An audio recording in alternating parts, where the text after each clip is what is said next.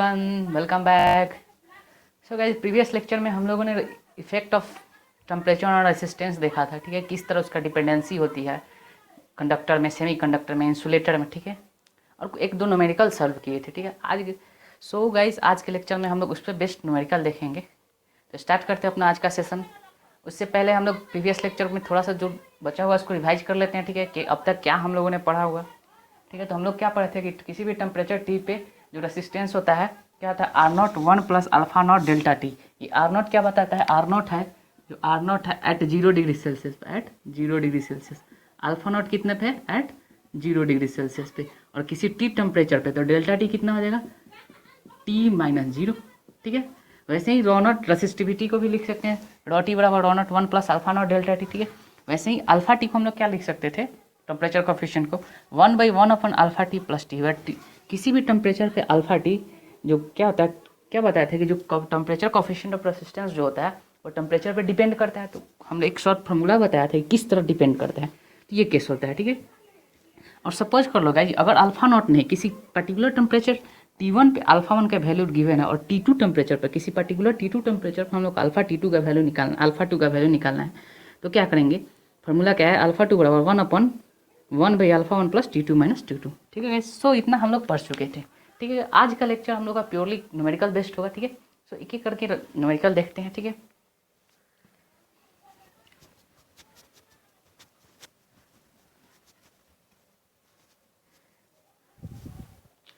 Question,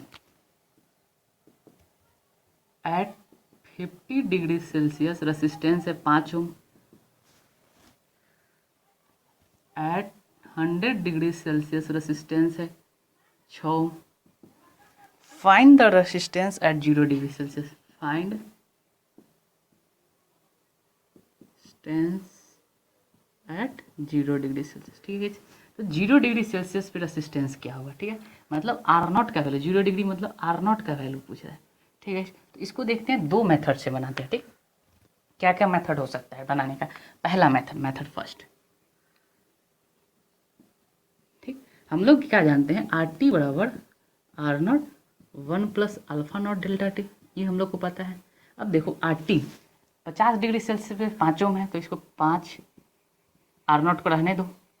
ये कौन सा 0 डिग्री वाला है, 1 प्लस अल्फा नॉट भी नहीं पता है तो अल्फा नॉट को भी रहने दो, ठीक है। अल्फा नॉट को भी रहने देते हैं, ठीक है। अब देखो डेल्टा टी कितना हो जाएगा, 50 डिग्री है तो 50 माइनस 0, तो ये क्या हो जाएगा, R naught 1 plus 50 alpha naught. Equation 1 ले लेंगे।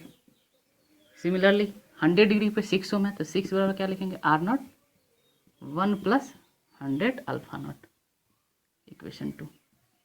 अब क्या करेंगे, इन दोनों इक्वेशन को डिवाइड कर देंगे, इक्वेशन 2 डिवाइड बाई इक्वेशन 1। क्या करेंगे, दोनों इक्वेशन को डिवाइड कर देंगे, इक्वेशन 2 डिवाइड बाई इक्वेशन 1। तो क्या हो जाएगा, 6/5 equal to R naught 1 plus 100 alpha naught equal to R naught 1 plus 50 alpha naught. यहाँ से एक कट जाएगा।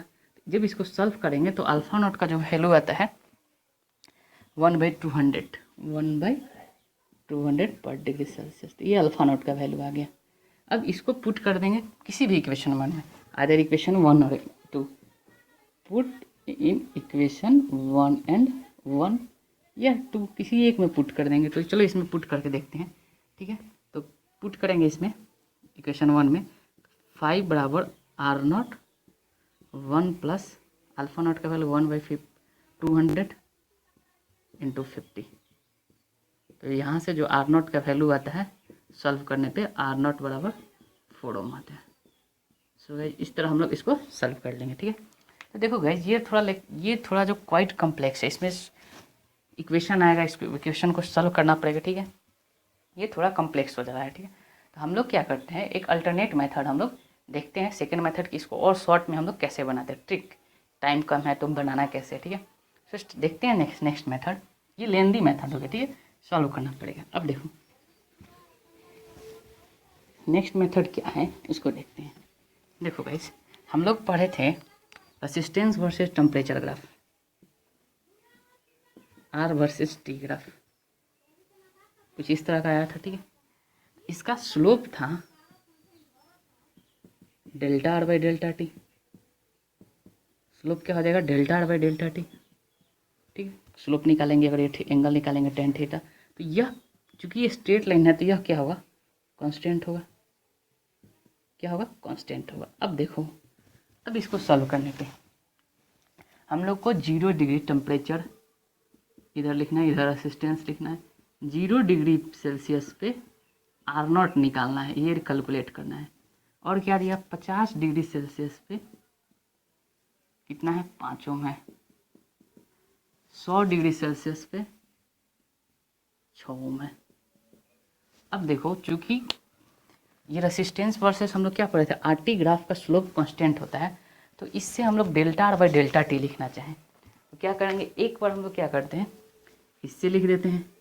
तो क्या होगा, delta R 5 minus R0 upon 50 minus 0 equal to, एक बार इससे लिख देते हैं 6 माइनस 5 अपॉन 100 माइनस 50। तो ये देखो कितना हो जाएगा, 5 minus R0 upon 50 equal to 1 upon 50। तो R0 बराबर कितना हो गया, 4। तो देखोगे ये सिंपल मेथड है, वेरी सिंपल मेथड, और इसको हम लोग इजीली सॉल्व कर सकते हैं, ठीक है गाइस। सो इस तरह हम लोग न्यूमेरिकल को सॉल्व कर सकते हैं with the help of graph, ठीक है। ये ग्राफ, अगर ग्राफ पता हो तो हम लोग इसको इजीली सॉल्व कर सकते हैं, ठीक है। नेक्स्ट देखते हैं, इसी का एक नेक्स्ट प्रॉब्लम देखते हैं।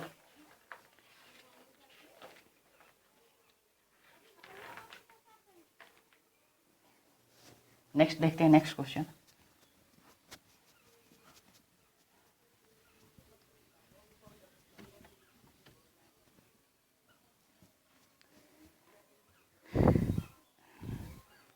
देखो गाइस, क्वेश्चन क्या है, तो एट 20 डिग्री सेल्सियस रेसिस्टेंस जो है 20 ओम है।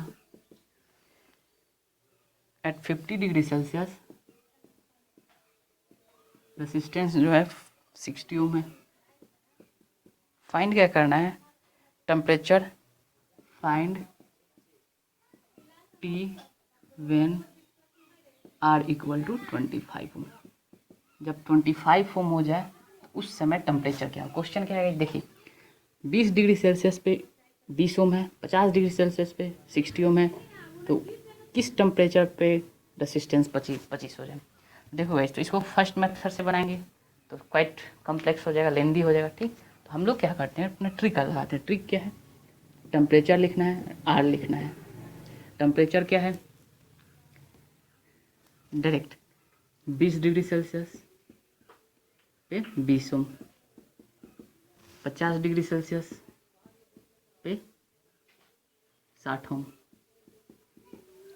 किसी टी डिग्री सेल्सियस पे 25 ओम है, ठीक है। देखो गाइस, किसी दो को ले लेंगे, ठीक है। किसी दो को हम लोग क्या जानते हैं कि delta R by delta T क्या होता है, कांस्टेंट होता है। क्या होता है, कांस्टेंट होता है। तो किसी भी दो को ले लेंगे, ठीक है। तो एक तो चलो इससे इक्वेशन बना लेते हैं, तो क्या हो जाएगा, देखो delta R 60 minus 20, 60 minus 20 upon 50 minus 20 equal to, एक इससे ले लेते हैं 60 माइनस 25 अपन 50 माइनस टी, ये कितना हो जाएगा 30 by 30, sorry 40 by 30, 40 by 30 equal to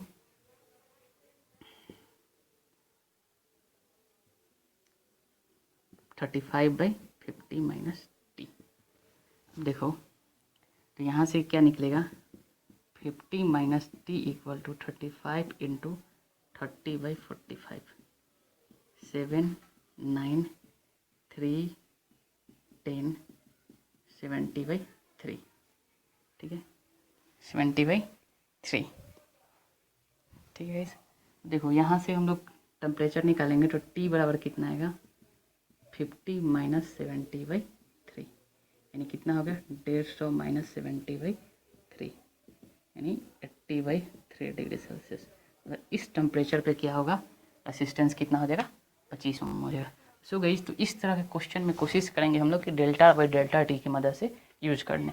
इसमें क्या बेनिफिट है कि हम लोग को ये 0 डिग्री वाला हम लोग को कैलकुलेट करने की ज़रूरत नहीं पड़ेगी, इसको कैलकुलेट करने की ज़रूरत नहीं पड़ेगी, अल्फ़ा नॉट को कैलकुलेट करने की ज़रूरत नहीं पड़ेगी, हम लोग डायरेक्ट निकाल सकते हैं। ठीक है, टेम्परेचर भी निकाल सकते हैं और रेसिस्टेंस भी निकाल सकते हैं।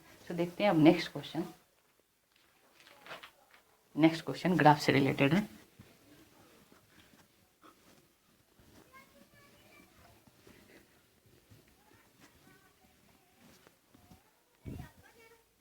क्वेश्चन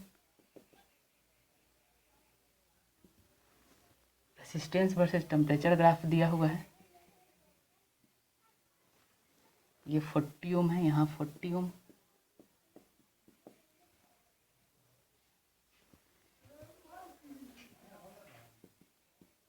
$50°C, इस पर 50 ओम होगा, 50 ओम होगा। फाइंड क्या करना है, कैलकुलेट पहला अल्फ़ा नॉट, दूसरा अल्फ़ा 50, मतलब 50°C पे अल्फ़ा का वैल्यू क्या होगा। देखो गाइस हम लोग और भी चीज़ कैलकुलेट कर सकते हैं। देखो अल्फ़ा नॉट कैसे कैलकुलेट करेंगे, this is R naught, R naught का पहले गिवन क्या है, आर नॉट का वैल्यू क्या है 40 ओम है, और आर 50 का वैल्यू क्या गिवन है 50 ओम। देखो तो आर नॉट का ही वैल्यू है, आर नॉट कितना डिग्री पे होता है एट 0°C पे, ये कितना डिग्री पे है 50°C पे, इतना डिग्री सेल्सियस, इतना चीज़ डाटा गिवन है, हम लोग को अल्फ़ा नॉट निकालना है। तो देखो हम लोग क्या जानते हैं, आर टी बराबर R naught 1 plus alpha naught delta T, इतना हम लोग को पता है। आर टी कितना हो जाएगा 50, आर नॉट कितना है 40, 1 plus alpha naught delta T कितना हो जाएगा 50 माइनस 0। ठीक है, यहाँ से सॉल्व करेंगे तो अल्फ़ा नॉट का जो वैल्यू आता है, अल्फ़ा नॉट का वैल्यू आता है 1/200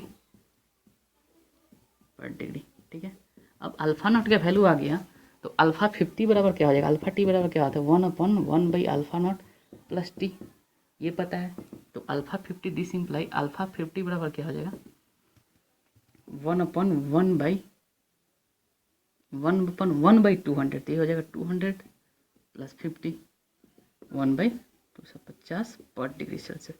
देखो भाई यहाँ से पता चल रहा है, ठीक है, थोड़ा सा इंक्रीमेंट हो रहा है। ठीक है, अब देखो पॉजिटिव आया, टेम्परेचर कोफिशिएंट कैसा है पॉजिटिव है, पॉजिटिव है मतलब टेम्परेचर बढ़ाने से रेसिस्टेंस बढ़ रहा होगा।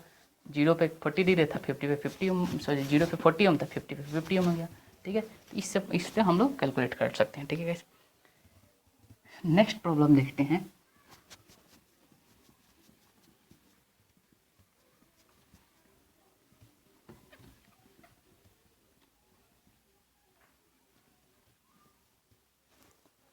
नेक्स्ट प्रॉब्लम देखते हैं। आई वी ग्राफ दिया हुआ है क्वेश्चन में,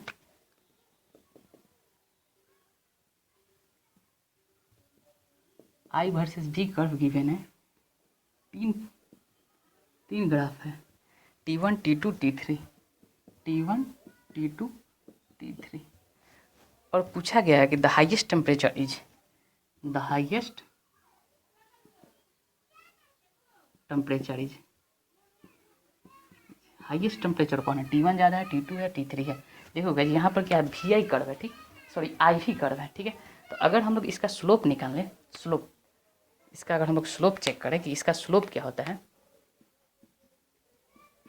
स्लोप क्या होगा I/V, और दिस इज वाट 1/r।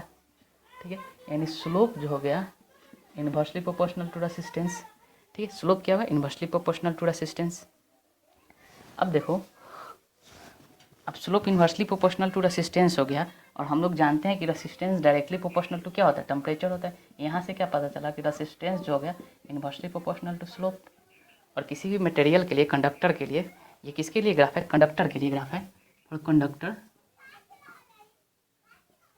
तो क्या होगा ये डायरेक्टली प्रोपोर्शनल टू टेम्परेचर होता है। ठीक है, इसका मतलब क्या होगा स्लोप, यहाँ से क्या पता चला कि जो स्लोप होगा इन्वर्सली प्रोपोर्शनल टू टेम्परेचर, ये बात पता चल गया। यानी जिसका स्लोप कम होगा उसका टेम्परेचर ज़्यादा होगा। स्लोप कहने का क्या मतलब tan थीटा, जिसका tan थीटा कम होगा उसका टेम्परेचर क्या होगा ज़्यादा होगा। तो देखो भाई यहाँ से T1 ये स्लोप बढ़ते जा रहा है, मतलब सबसे स्लोप टेम्परेचर किसका कम है T1 का, T1 का मतलब स्लोप T1 का कम है तो टेम्परेचर T1 हाईएस्ट होगा। तो हाईएस्ट टेम्परेचर क्या हो जाएगा? Highest temperature T1। ठीक है, तो इस तरह का क्वेश्चन ये जेई का है, जेई का पूछा हुआ क्वेश्चन है। ठीक है, उसमें 2 कर्व दिया हुआ था, हम 3 कर्व ले लिए। ठीक है, कंसेप्ट सेम रहेगा। ठीक है, concept will be same, but वहाँ पे दो दो था 2 कर्व था, हम 3 कर्व ले लिए। ठीक है, कंसेप्ट सेम था। ठीक है, टेम्परेचर ही पूछा हुआ था। ठीक, तो जिसका अगर IV कर्व रहे तो जिसका टेम्परेचर स्लोप कम रहे उसका टेम्परेचर क्या होगा? ज़्यादा होगा। ठीक है, ठीक, नेक्स्ट क्वेश्चन देखते हैं।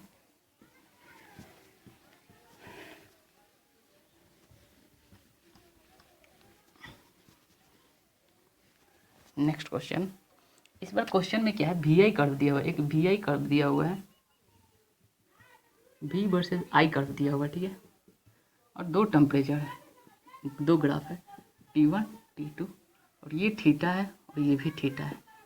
पूछा क्या गया है, T2 minus T1 is proportional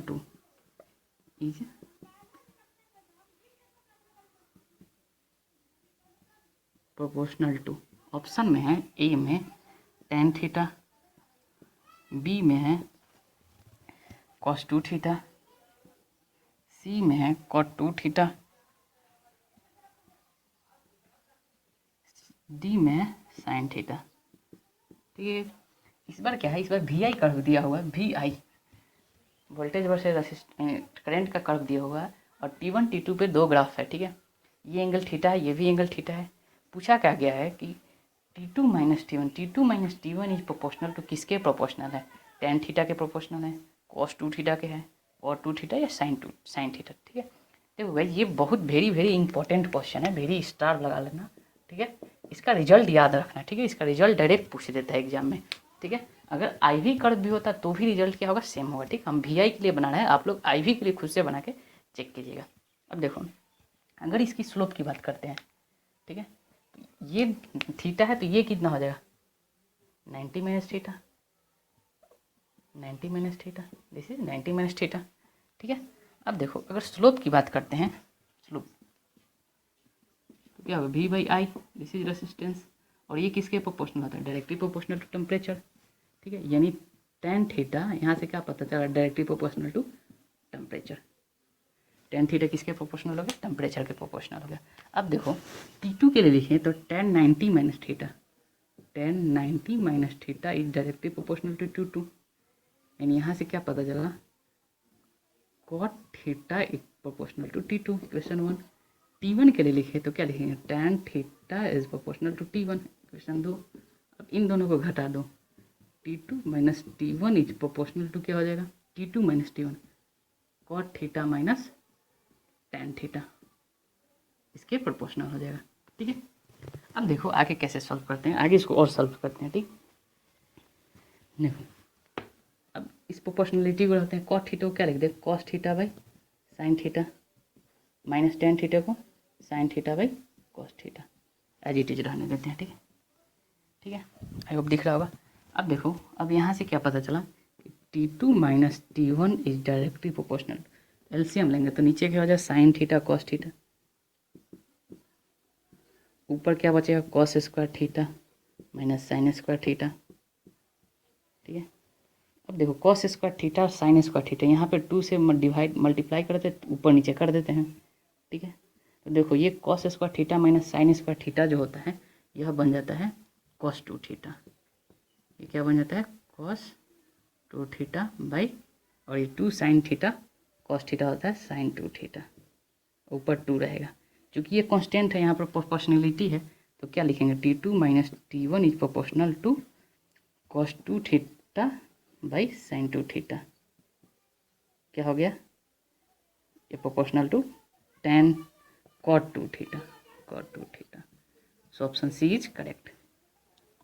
so guys ये इस तरह हम लोग इसको सॉल्व करेंगे। तो यह एक जनरलाइज्ड क्वेश्चन है। ठीक है, अगर IV कर्व भी होता तो जो T2 माइनस T1 का जो आता इक्वेशन आता, प्रोपोर्शनलिटी आता, वो क्या होता? cos 2 थीटा ही होता। ठीक है, तो ये याद रखना, इस रिजल्ट को क्या याद रखना है? Very this question is very important. ठीक है, अब नेक्स्ट देखते हैं, नेक्स्ट कंसेप्ट देखते हैं अल्फा का। अब थोड़ा टेम्परेचर कोफिशिएंट के बारे में डिस्कस कर लेते हैं कि कॉम्बिनेशन कैसे पॉसिबल होता है टेम्परेचर कोफिशिएंट का। जिस तरह रेसिस्टेंस सीरीज पैरेलल में कॉम्बिनेशन होता है आर इक्विवेलेंट निकालते हैं, वैसे ही टेम्परेचर कोफिशिएंट भी हम लोग निकालते हैं। ठीक है, टेम्परेचर कोफिशिएंट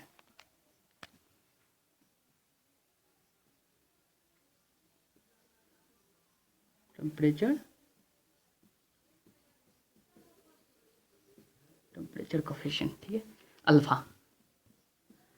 अब देखो दो कॉम्बिनेशन कितना पॉसिबल हो सकता है, दो कॉम्बिनेशन पॉसिबल हो सकता है।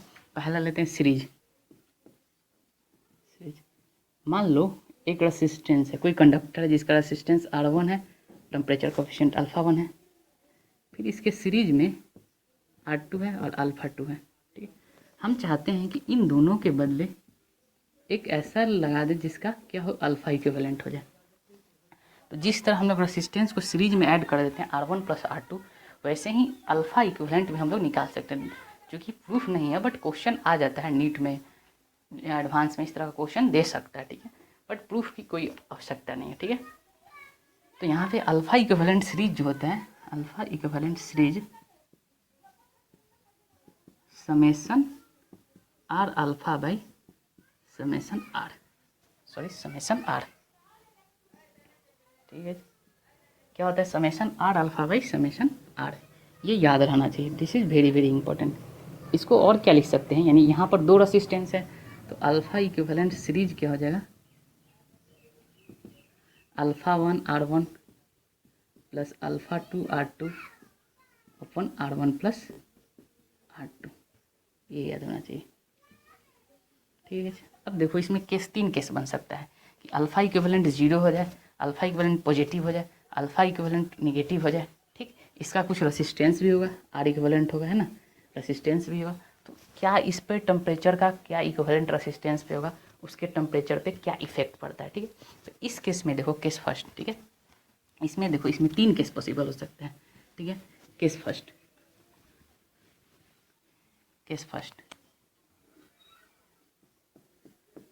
If alpha equivalent series positive कहने का क्या मतलब हुआ, जो मेरा रेसिस्टेंस है इसका अल्फा इक्विवेलेंट पॉजिटिव हो गया, इसका मतलब टेम्परेचर बढ़े तो इसका रेसिस्टेंस क्या होगा, इंक्रीज करेगा। ठीक है, पॉजिटिव टेम्परेचर कोफिशिएंट हो गया, यानी कि उनकी increasing, this imply what, on increasing temperature resistance increases. ठीक है, इंक्रीजेस। ठीक है, मतलब टेम्परेचर बढ़ाएंगे, this imply what, resistance increase कर जाएगा अगर पॉजिटिव हो गया। ठीक है, केस टू क्या हो सकता है, इफ अल्फा इक्विवेलेंट सीरीज वाला निगेटिव आ जाए, इसका मतलब क्या है, ऑन टेम्परेचर इंक्रीज करेंगे, इसका मतलब रेसिस्टेंस डिक्रीज करेगा। ठीक है, ये दोनों केस उतना इंपॉर्टेंट नहीं है, बट जो हम लोग थर्ड केस पढ़ेंगे that case is very very important, और उससे क्वेश्चन पूछा भी गया है। ठीक, और डायरेक्ट या आता भी है। ठीक है, कि अगर अल्फा इक्विवेलेंट 0 हो जाए सीरीज का तो क्या होगा, केस थर्ड, इसी में केस थर्ड, अगर अल्फा इक्विवेलेंट 0 हो जाए, alpha case third, alpha equivalent series का 0, इसका मतलब क्या, no effect of temperature, no effect of temperature on resistance. ठीक है, मतलब टेम्परेचर का रेसिस्टेंस पे कोई इफेक्ट नहीं पड़ता। और this case is very very important, क्योंकि हम लोग क्या होता है कि ठंडी के रियल लाइफ का एग्जांपल देते हैं, ठंडी और गर्मी में क्या होता है, टेम्परेचर घटता बढ़ता रहता है। अगर हम लोग का डिवाइस जो हो टेम्परेचर के इफेक्ट से चेंज होता, अगर उसका रेसिस्टेंस चेंज होता, तो हर मौसम में उसका बिहेवियर क्या होता, अलग अलग होता। लेकिन हम लोग क्या चाहते हैं कि एक ऐसा डिवाइस बनाएं ताकि उस पर टेम्परेचर का कोई इफेक्ट ना पड़े, उसका रेसिस्टेंस और रेसिस्टेंस घटे बढ़े नहीं, इंडिपेंडेंट हो जाए टेम्परेचर से। ठीक है, तो क्या कंडीशन है। ठीक, अब देखो, तो क्या हम लोग अल्फा इक्विवेलेंट, ये कब पॉसिबल है, ध्यान से देखो, हम लोग का अल्फा इक्विवेलेंट जो आया था, अल्फा इक्विवेलेंट जो आया था alpha 1 R1 plus alpha 2 R2 अपन alpha 1 plus R1 plus R2, ये दोनों तो पॉजिटिव है, लेकिन यह जीरो है। इसका मतलब क्या हुआ कि आइदर कोई एक निगेटिव रेसिस्टेंस ऑलवेज पॉजिटिव, इसका मतलब आइदर अल्फा 1 पॉजिटिव निगेटिव या अल्फा 2 निगेटिव, कोई एक हो क्या हो सकता है, निगेटिव हो सकता है। तो इसमें भी अब 3 केस पॉसिबल हो सकता है। क्या क्या हो सकता है देखो, कि अगर देखो, हाँ, या तो हो सकता है कि alpha 1 R1 plus alpha 2 R2 equal to 0, यह जब होगा तभी ऐसा कंडीशन हो जाएगा कि सीरीज में 0 हो जाए। और जैसे ही सीरीज में 0 हो जाएगा तो क्या होगा, रेसिस्टेंस क्या करेगा, इंडिपेंडेंट टेम्परेचर हो जाएगा, जो कि क्या हमारे लिए क्या है, बेनिफिशियल है। ठीक है, तो देखो तो यहाँ से हम लोग लिख सकते हैं ना अल्फा 1, यहाँ से alpha 1 R1 equal to minus alpha 2 R2, this is the required condition. या यहाँ से हम लोग क्या बोल सकते हैं, R1 अपन R2 equal to minus alpha 2 by alpha 1, this is our required condition. और this is very very important. ठीक है, ये याद रखना है कि जब इक्विवेलेंट का सम 0 हो जाए, मतलब तो उस कंडीशन में क्या होगा, अल्फा इक्विवेलेंट क्या हो जाएगा, 0 हो जाएगा। जैसे ही 0 हो जाएगा तो क्या होगा, रेसिस्टेंस जो होगा इंडिपेंडेंट ऑफ टेम्परेचर हो जाएगा। ठीक है, तो क्या होता है, हम लोग वैसा ही डिवाइस बनाते हैं। अब देखो क्या हो सकता है, एक अल्फा पॉजिटिव होगा और एक अल्फा निगेटिव होगा। इसका मतलब क्या होगा कि जो मटेरियल बना होगा वह दो प्रकार के मटेरियल, जो कंडक्टर बना होगा वो दो तरह के मटेरियल से बना होगा, उसमें कंडक्टर भी होगा और सेमी कंडक्टर भी होगा। तभी तो निगेटिव 0 हो सकता है, क्योंकि एक का पॉजिटिव होगा और एक का निगेटिव होगा। ठीक है, तो ये वेरी वेरी इंपॉर्टेंट केस है। ठीक है, अब देखो इसका हम लोग प्रूफ करेंगे। पहले इसका केस 2 डिस्कस कर लें कि जब पैरेलल में हो तो क्या होगा। केस 2 डिस्कस कर लेते हैं कि when resistance are in parallel. दूसरा पैरेलल, कहने का क्या मतलब कि एक रेसिस्टेंस है R1 अल्फा 1, एक और रेसिस्टेंस है R2 अल्फा 2। हम क्या चाहते हैं, इसके बदले एक R इक्विवेलेंट और अल्फा इक्विवेलेंट लगाना चाहते हैं। तो देखिए भाई, R इक्विवेलेंट तो हम लोग निकालना जानते हैं, तो अल्फा इक्विवेलेंट जो होता है, डायरेक्ट लिखते हैं अल्फा इक्विवेलेंट पैरेलल का वो क्या होता है, summation R alpha by R upon summation 1 by R. ये याद रखना है। This is very very important result, but this is very very important result. अब देखो कैसे, तो इसको एक्सपेंड करो। अल्फा इक्विवेलेंट क्या हो जाएगा, पैरेलल की बात कर रहे हैं, तो समेशन है मतलब जोड़, यानी alpha 1 upon R1 plus alpha 2 upon R2 upon 1 by R1 plus 1 by R2। ठीक है गाइस, ये याद रखना है। अब देखो इसमें भी 3 केस की अल्फा इक्विवेलेंट जो पैरेलल में है, पॉजिटिव हो जाए तो क्या होगा, नेगेटिव हो जाए तो क्या होगा, 0 हो जाए तो क्या होगा। तो देखो गाइस, पॉजिटिव होगा तो चूंकि वो अल्फा ही है तो टेम्परेचर बढ़ाने से क्या होगा, रेसिस्टेंस बढ़ेगा। नेगेटिव होगा तो क्या होगा, टेम्परेचर बढ़ाने से रेसिस्टेंस क्या होगा, घटेगा। और 0 हो जाए तो नो इफेक्ट ऑफ टेम्परेचर, कोई टेम्परेचर का। तो third case is very very important. So हम लोग डिस्कस कर लेते हैं इसका तीनों केस। ठीक है, केस फर्स्ट क्या है, केस फर्स्ट इसका फर्स्ट, अल्फा इक्विवेलेंट अगर पॉजिटिव हो जाए, कौन सा, पैरेलल वाला, इसका मतलब दिस सिंबल क्या है, टेम्परेचर बढ़ाने से रेसिस्टेंस क्या होगा, बढ़ेगा। लैंग्वेज को समझिएगा। दूसरा, अल्फा इक्विवेलेंट पैरेलल का निगेटिव हो जाए, इसका मतलब क्या होगा, टेम्परेचर बढ़ाने से रेसिस्टेंस क्या होगा, घटेगा। नेगेटिव टेम्परेचर कोएफिशिएंट है। थर्ड क्या हो गया, अल्फा इक्विवेलेंट पैरेलल का 0 हो जाए, इसका मतलब क्या है, नो इफेक्ट ऑफ टेम्परेचर का कोई इफेक्ट नहीं होगा। यानी अब देखते हैं क्या कंडीशन हो जाए कि इंडिपेंडेंट हम टेम्परेचर हो जाए रेसिस्टेंस। तो देखो गाइस, अभी हम लोग पढ़े थे अल्फा इक्विवेलेंट पैरेलल कितना आया था, अल्फा इक्विवेलेंट पैरेलल कितना आया था,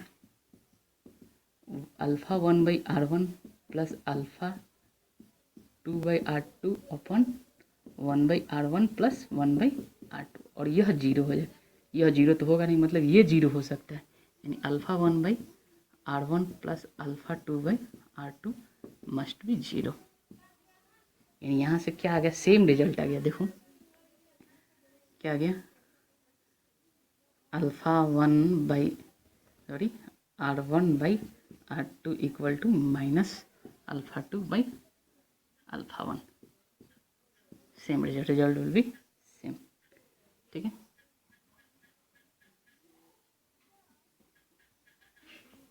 R1/R2 इक्वल टू α1/α2।